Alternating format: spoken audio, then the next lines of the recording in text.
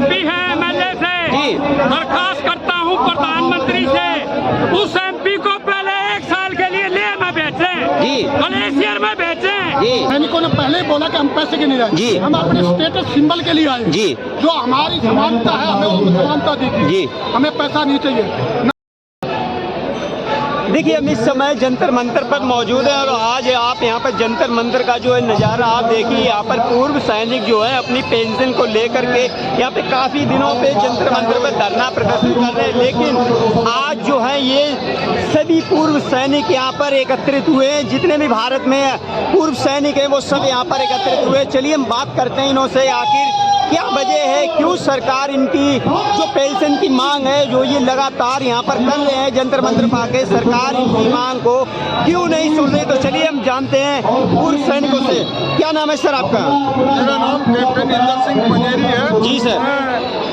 जिला नैनीताल जी, उत्तराखंड से आया हूँ। जी, और बिंदु खत्ता मेरा गाँव है जी, और हम लोग भारी संख्या में जी 150 आदमी वहाँ से आए जी, हम सुबह 2 बजे से वहाँ से चले हुए जी, और आज काबड़ी के उससे हमको रास्ते में भी बहुत विलम्ब हो गया जी, और हम लोग करीबन यहाँ पर 12 बजे करीबन पहुँचे और हम लोगों की मांगे हैं सरकार हमारी मांगों को माने, सरकार को जो भी हमारी पेंशन में वन रैंक में पेंशन में जो भी विसंगति है उसको दूर करें। मोदी जी ने 2014 चुनाव से पहले प्रधानमंत्री बनने से पहले बोला था कि मैं पूर्व सैनिकों की जितनी भी पेंशन की विसंगतियाँ हैं उनको दूर करूँगा। तो आज तक 10 साल उनको पूरा होने वाला है, अभी तक उन्होंने हमारी पूरी मांगें पूरी नहीं की है। मेरा अनुरोध है, हमारे पूर्व सैनिकों का अनुरोध है, हमारे पूर्व सैनिक संगठनों का अनुरोध है कि वो भारत सरकार हमारी मांगों को माने और डिफेंस मिनिस्टर जो हमारे डिफेंस मिनिस्टर हैं वो हमारे राजनाथ सिंह जी वो हमारी मांगों को माने और हमारी जितनी भी 20 फरवरी और 12 मार्च उसके बाद अभी हम आज 23 तारीख को यहाँ पहुँचे हैं हम, और इसके अलावा भी बीच में हम लोगों ने अपने जिला स्तर पर और ब्लॉक स्तर पर अपनी मांगों को विज्ञापनों को भारत सरकार को भेजा है। सर हमें काफी दिनों से जंतर मंतर पर आ रहे हैं और वन पेंशन के तहत पूर्व सैनिक लगातार यहाँ पर बैठे हुए, लेकिन समस्या एक बात है, जैसे आपने अभी हमें बताया कि 2014 में जब मोदी जी चुनाव जीतने पहले उन्होंने कहा था पेंशनों की समस्या जो है सैनिकों की वो दूर की जाएगी, लेकिन वो तो अग्निवीर योजना लेकर के आ गए। तो ऐसे में अब उनके लिए एक बहुत बड़ी चुनौती है कि पूर्व सैनिकों को पैसा दें या अग्निवीर को नौकरी दें। क्या कहना है सर आपका? मेरा मानना है कि वो पूर्व सैनिकों की समस्या तो सुने जी, और जो आपने बोला है अग्निवीर लेकर आ गए, जो है अग्निवीर की समस्या जो है वो इतना 4 साल में मेरे ख्याल से हम लोग 32 साल। क्या लगता है आपको अग्निवीर में 4 साल नौकरी करने के बाद सेना जो सेना बॉर्डर पे जाएगी वो रक्षा कर पाएगी देश की? मेरे समझ में तो नहीं आता कि 4 साल में जवान अच्छा काम करेगा और ये सक्सेस भी नहीं होगा।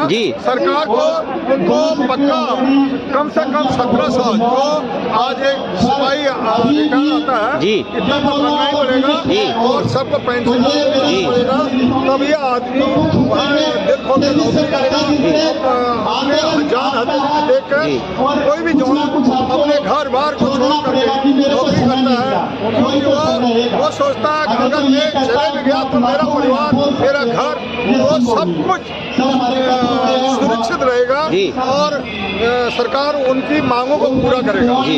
परंतु आज सरकार उन मांगों को पूरा करने में असमर्थ दिख रही है। हमारी मांगना है सरकार जो है इस समस्या को दूर करे और जो भी हमारे पूर्व सैनिकों की संख्या है उसको दूर करने में प्रधानमंत्री को जरूर ध्यान देना चाहिए और चुनाव से पहले और दिवाली से पहले।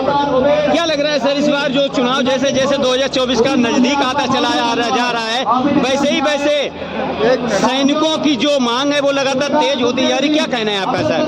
2023 से जो फरवरी से 20 फरवरी से ये धरना चल रहा है जी, ये आज नहीं चला, 2020 फरवरी से चला हुआ धरना जी, और सभी भूतपूर्व सैनिकों को मेरे चैनल के माध्यम से कहता हूँ कि सबसे अपील की थी जी, कि जब भी वीडियो डालता था यहाँ जंतर मंतर से सबसे हाथ जोड़ के गुजारिश करता था जी। और आज जो जमूर उतरा है जी, भूतपूर्व सैनिकों का, जी।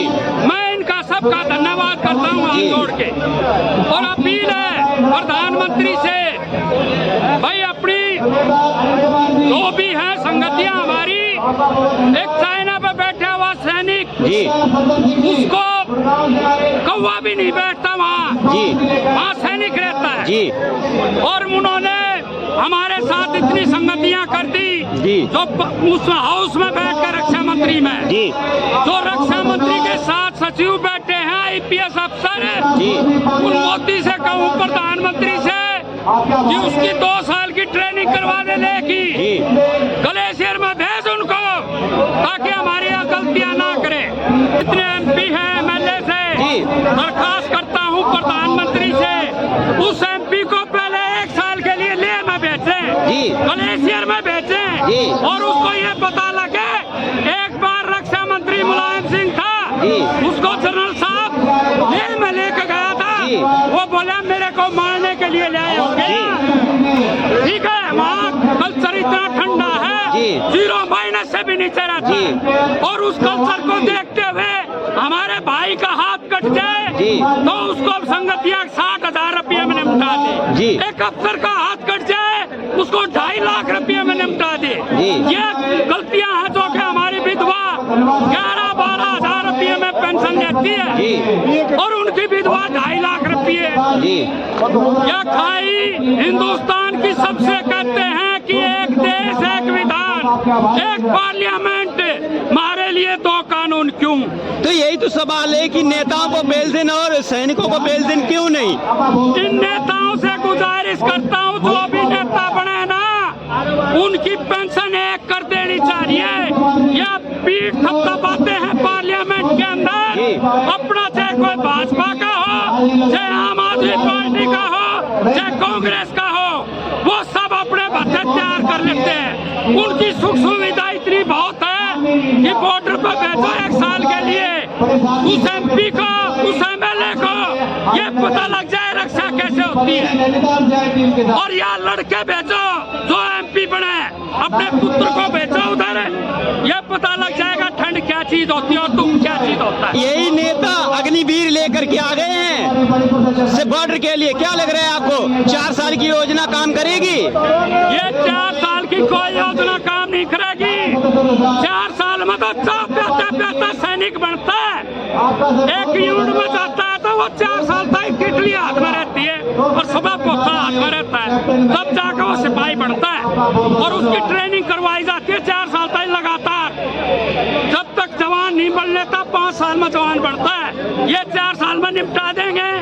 इन्होंने अपनी बात क्यों नहीं रखी MPओं ने कि 4 साल के बाद चुनाव करवा दे, 4 साल के बाद ही इसका करवा दे MLA का। पेंशन ले रहे हैं ये तो एक प्रधानमंत्री 2 बार बन जाए 2 पेंशन, 5 बार MP बन गया 5 पेंशन, 6 बार बन गया तो 6 बार पेंशन है। क्यों? इस भूतपूर्व सैनिक ने क्या इस देश की रक्षा करी है? इस देश की रक्षा करने के बाद ये अपनी मांग मंगवाने के लिए यहाँ जंतर मंतर पाए हैं। तो क्या आप नेताओं MPओं को चुनौती दे रहे हो कि वो आए बॉर्डर पे एक बार रक्षा करने के लिए? बिल्कुल, उनके अपनी प्रजा को भेजो, उनके लड़के को भेजो एक बार, जो MP बनवाते हैं सर ही झंडा दे देते हाथ में, बोला चलो ये मेरा लड़का है दे दो वोट। जी।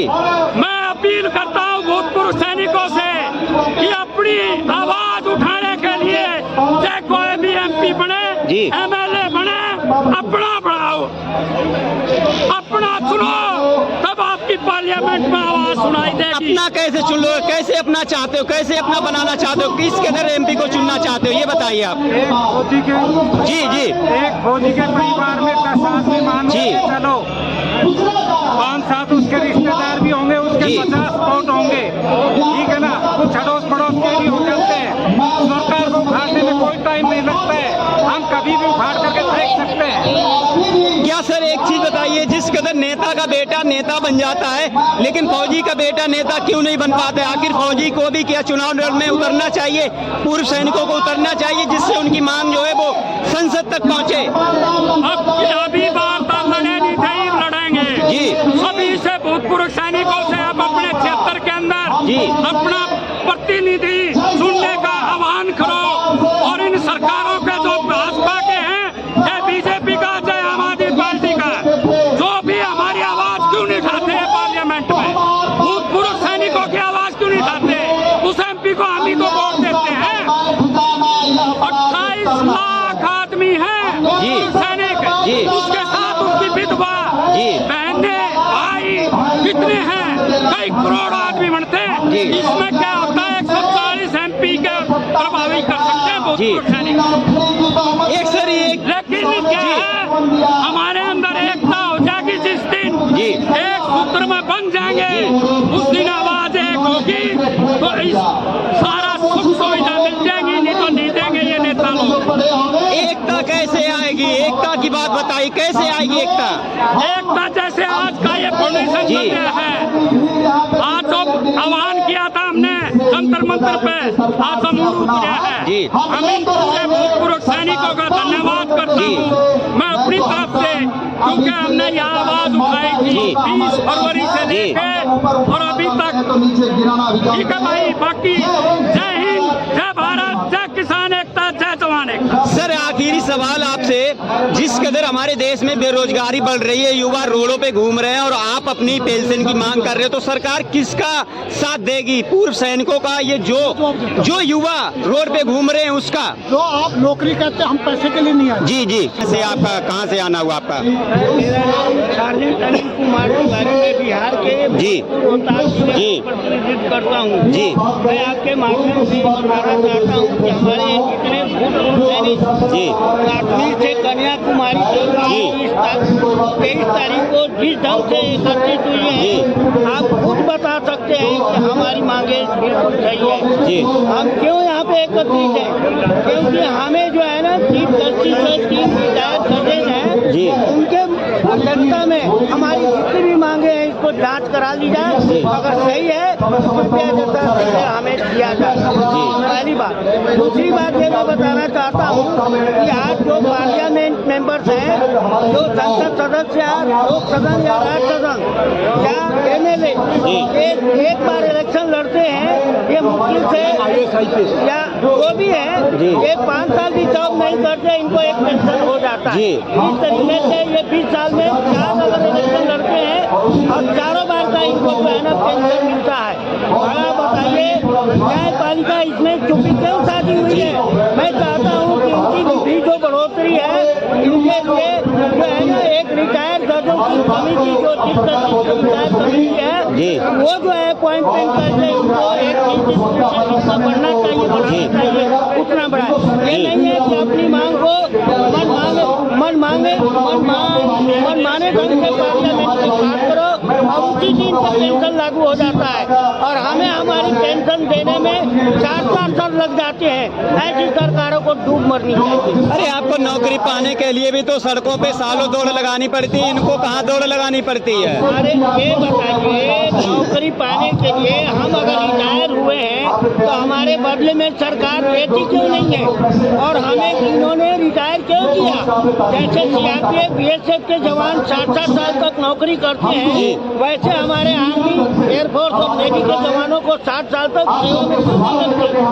ये आधे उम्र में 35 साल 36 साल की उम्र में घर भेज देती है, बताती है कि आप जो है ना, आप जो है योग्य नहीं हो। बड़ा बताओ, ऐसा क्या कारण है कि हम ग्राउंड पे कुछ भी नहीं कर सकते? अब तो आप 4 साल में घर भेजे जा रहे हो, वो गलत है। इसीलिए तो धुटकारियाँ किसको मिल रही है? ये सब छोड़ के भाग रहे हैं। किसका लॉस जा रहा है? पूरे नेशन का लॉस जा रहा है। ठीक है, अभी पूरा नेशन लॉस में है। सर जी, आप ये बताइए, जो एक्टिव सेवा में जो है, आज इस OROP से जंतर मंतर के धरने को देख करके बड़ा बताइए, वो क्या देखा जाएगा कि हमारे रिटायर फौजी भाइयों के साथ अगर ऐसा हुआ तो मेरे साथ भी यही हाल होगा। तो ये सभी के लिए एप्लीकेबल है, इसलिए यथाशीघ्र सरकार जो है चीफ जस्टिस के रिटायर्ड सुप्रीम कोर्ट के जो चीफ जस्टिस है उनके माध्यम से हमारी मांगों को जांच कराए कि हाँ भाई फौजी अगर अपनी मांग रहा है तो अगर सही है तो दे, अगर गलत है तो बता दे, हम सेटिस्फाई हो जाए, क्योंकि हम क्वालिफाइड हैं। अब वो दिन दूर रहा कि जो है 8वीं 7वीं कक्षा पास किए लोग फौज में घुस जाते थे। आज जैसे वो 12वीं पास होते हैं, हम भी 12वीं पास या ग्रेजुएट होकर के भी हम फौज में कोई जाता है, जैसे हम ग्रेजुएशन कर रहे थे। तो ऐसा नहीं है कि हम जो है इस बात को नहीं समझते। सरकार को यथाशीघ्र संज्ञान में लेते हुए हमारी हर मांग को माननी चाहिए। यदि मोदी जी आपकी मांग नहीं सुन रहे हैं तो क्या ये 2024 के बाद आपका आंदोलन लगातार जारी रहेगा या यहीं खत्म हो जाएगा? जायज है जी। 2013 में हम ही लोगों को मिला करके वो जीत करके एक मुख्यमंत्री आज देश का प्रधानमंत्री बन गया। अगर वो अपनी पुरानी बातों को अगर जरा भी अगर शर्म होगी, ध्यान होगा, तो इस फौजी में बहुत ताकत होती है, हम देश की सेवा कर सकते हैं। तो आप सोचिए कि हमारी एक ताकत है कि हम एक परिवार हमारा 10-10 लाख परिवार के समान है। आप समझ सकते हैं 28 लाख है, हम 2.5-3 करोड़ को 2013 में 14 से पहले मोदी ने कई वादे किए थे, लेकिन देश के साथ अभी नहीं पूरे हुए, वो भी नहीं हुए। न नौकरी मिल रही है, न लोगों को रोजगार मिल रहा है और न ही महंगाई कम हो रही। तो क्या ऐसे में लग रहा है कि आपकी जो मांग है ये अपनी पेंशन लेके वो पूरी होगी या नहीं, ऐसा संदेह है हमें? देखिए ये जो है ना, जब तक अंग्रेजों के द्वारा दिए हुए कानून को सरकार बंद नहीं करेगी, ये ऐसे ही चलेगा। किसी को अधिनायक जनता जिसकी लाठी उसकी भैंस। आज इनकी सरकार है तो सबके मुंह बंद किए हुए हैं, गोगी मीडिया बंद है। नहीं तो आज हमारे इस लाखों की संख्या में जो जवान इकट्ठे हैं कहाँ गई? क्यों नहीं वो नेशनल टीवी चैनल कहाँ पर है जी? अपने घरों में ये प्रेस के ऊपर जो है मानना नहीं है। उनकी आज़ादी क्यों जो है बंद हुई है? किसी को आप स्वतंत्र देश कहते हैं क्या? हमारी आज़ादी क्यों कैसे मिली है? आज जिसकी लाठी उसकी भैंस हो रही है। आज इनके पास ताकत है, ये जीते हुए तो इनको बंद कर रखे, वो भी मीडिया को बंद कर रखे। आज आप लोगों के माध्यम से कम समझ ये सारी न्यूज़ जो है घर घर तक जा तो रही है। इसी का नतीजा है कि हम आपको सैनिकों ने पहले ही बोला कि हम पैसे के नहीं आए, हम अपने स्टेटस सिंबल के लिए आए जी। जो हमारी समानता है हमें वो समानता दीजिए, हमें पैसा नहीं चाहिए। नंबर 2, स्टेटस में आप ऑफिसर क्वालिफाइड जी। दूसरा जैसे एमएनएस है, हमने ये बोला है भाई ऊपर वालों के एमएसपी कम करके सबको बराबर कर दो। हमने ये नहीं बोला कि हमें 15,500 चाहिए, हमारी जो है एमएसपी बराबर होनी चाहिए। क्योंकि जो पहले जो है आपको मालूम है एक किस्म का रिस्क अलाउंस है। रिस्क किसको है ज्यादा? जवान को। अभी मेरे ओनली डिस्ट्रिक्ट में 70 डिस्ट्रिक्ट का हूँ, मेरे डिस्ट्रिक्ट में 11 बूढ़ियाली जो कि जवान शहीद हुए हैं। 11 के जवान क्या ऑप्शन है उसमें कोई जी? देश के लिए जो मर रहे हैं एमएसपी उसको तो मिल नहीं रही, और जो है एसी में बैठे हुए हैं उनको एमएसपी ज्यादा दे रहे हैं। हम जाने इसलिए वो मांग है कि हम जो समानता की बात करते हैं, हम जो है आपसे पैसा नहीं। एमएसपी की सर लगातार किसान मांग कर रहे हैं, लेकिन आपने देखा होगा कहीं जी और एमएसपी मिलिट्री सर्विस पे जी जो बॉर्डर पर नौकरी करते हैं उनकी वो है मिनिमम प्राइस जी उसकी किसान की जी। हमारी एमएसपी में उनकी एमएसपी में बहुत ज्यादा जी, बहुत ज्यादा अंतर है। तो वो क्यों नहीं हो पा रही है? कि सरकार क्या चाहती है? सरकार क्या चाहती है? सरकार ये सोच रही है जैसे पहले गांव में होता था एक प्रतिशत कमेटी का आदमी जो ठेका ले लेता था कि भाई जो सारी वोट जो है मैं दिला दूंगा सरपंच के लिए सारी वोट दिला दूंगा। अभी वो जमाना गया, अगला अभी ये इसी माफी जनरलों ने क्या सोचा जवान तो हम कह देंगे तो गवर्नमेंट जब फायदा उठा लिया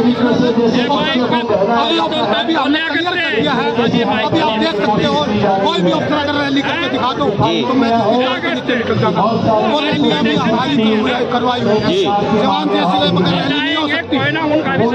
पहली बार ऐसा देखा जा रहा है जवान जो है यहाँ पर एकत्रित हुए। ऐसा है हम जो है पुलिस से पहले हम दूसरे कमा, क्योंकि मैं जनरल के साथ भी रहा, काफी दिन रहा, उनको मत दिया, अलग मत दिया, लड़ाई लड़ सकते हैं, मगर जो है जब हमें धोखा मिल लिया, क्योंकि परिवार में सबसे बड़ा सदस्य होता है, जैसे माताओं पिताजी, उसके सर पर डाल दिया, तो सब बच्चों को बराबर किया। मगर अगर वो धोखा दे जाए तब हमें अपने हक के लिए खुद लड़ना पड़ता है। हम अपने हक के लिए लड़ने के लिए अभी शुरू हुआ है, हमने इसीलिए तुलसियों का अलग से अंतिम बना के तब हम अपना संघर्ष अपने खुद लड़ेंगे। सर ये बताइए, क्या आप कांग्रेस के आह्वान पर यहाँ पर आए हो या फौजियों को बाकायदा में एकत्रित होने के लिए आपने यहाँ पर प्रदर्शन किया है?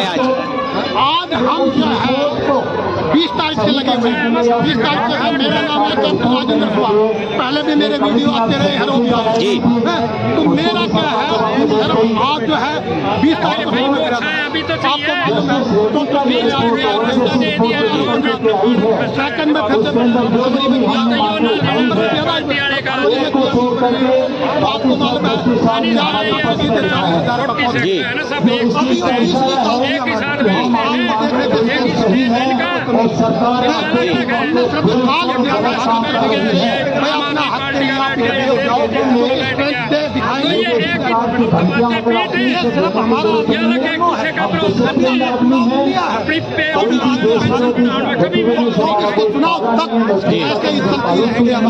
24 के चुनाव तक या अपनी मांग तक?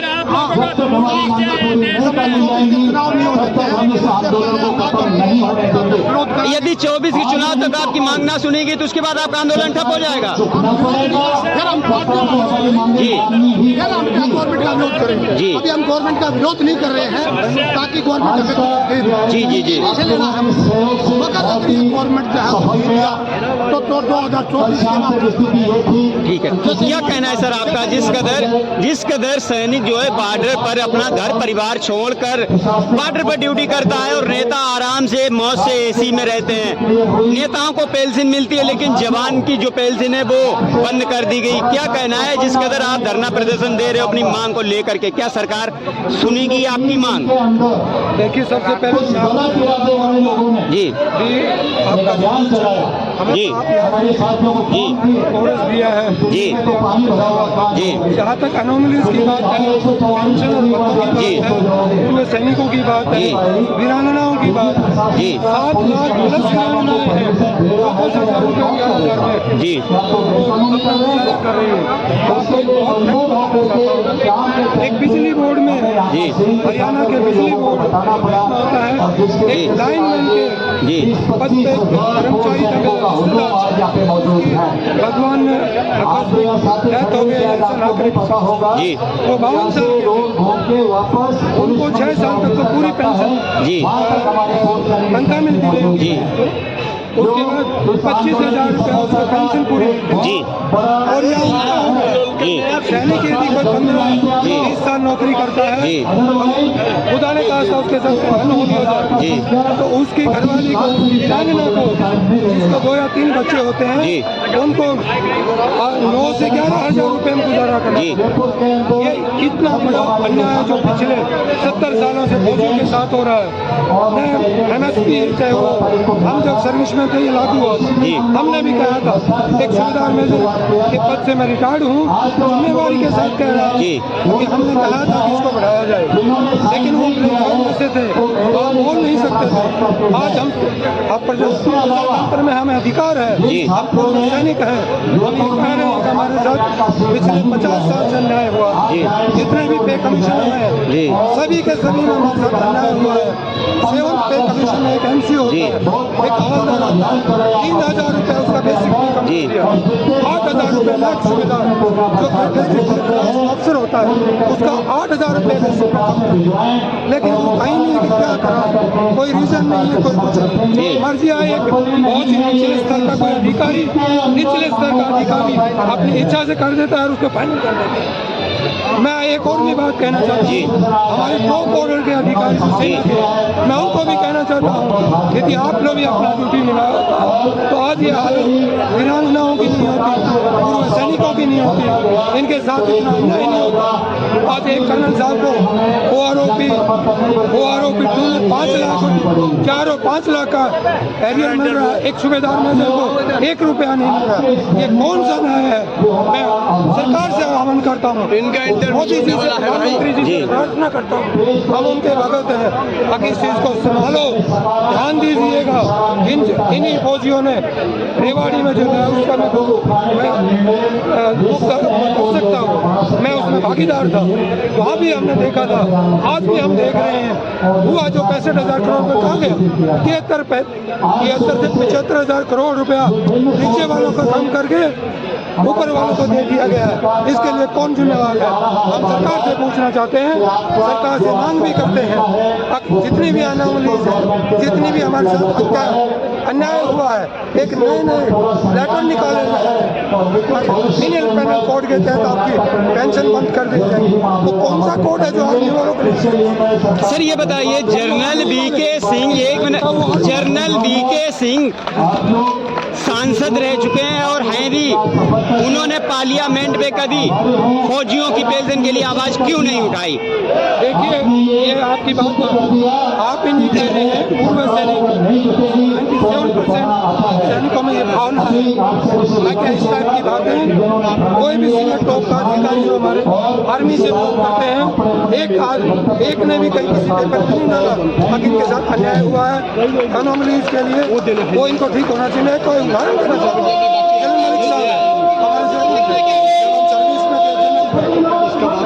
हमें अफसोस होता है, पड़ोसी यदि 3 मंजिला बिल्डिंग बनाता है तो CM को चिट्ठी लिखते हैं लेकिन 97% 35 लाख लोगों के साथ 35 लाख अन्याय हुआ है। एक बार भी उन्होंने CM चिट्ठी लिखा अपने उसके लिए, तो बहुत सारे सीनियर ऑफिसर से चलाते हैं, वो सिर्फ अपने लिए चलाते, कोई नहीं चला रहा। ये हमारे साथ इसी का कारण है कि आज हमारे साथ ज़्यादा बड़ा है, चाहे वो विजिबिलिटी है, विधवा पेंशन है, MSP है, PMR है, बहुत सारी एनिमलीज है। ये सारे की सारी सरकार को तुरंत इसके ऊपर ध्यान देना चाहिए। ये बहुत ही ज़्यादा सीरियस है, इसको बहुत ही हल्के ढंग में सरकार ना ले। चलिए, बहुत बहुत धन्यवाद। देखिए आप फौजी जो है वो लगातार अपनी मांग को लेकर के आगे बढ़ रहे हैं और इनका कहना है कि यदि 2024